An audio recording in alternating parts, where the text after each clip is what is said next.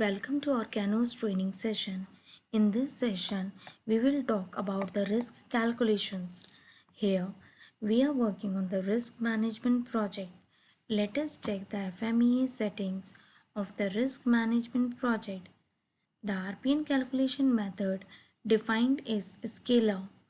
So, let us create a new risk work item.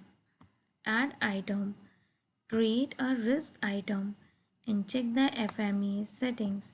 The default is P1S1 is 5 and D1 is 1. So the calculation for the RPN is P1 multiply by S1 multiply with D1.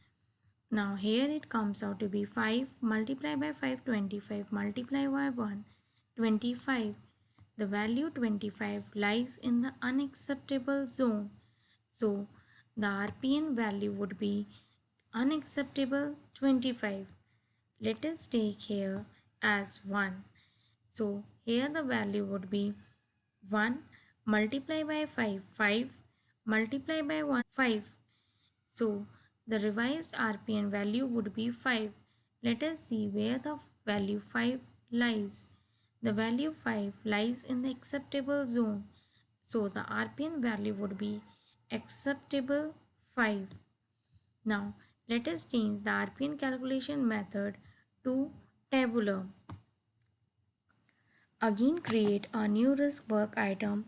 This time the RPN calculation method is tabular calculation method.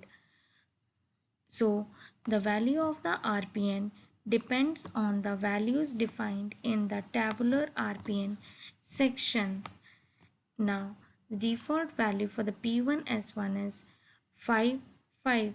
The D1 is 1. The value of the D1 and the D2 are not considered. So let us check how the value of the RPN is calculated for 5 into 5.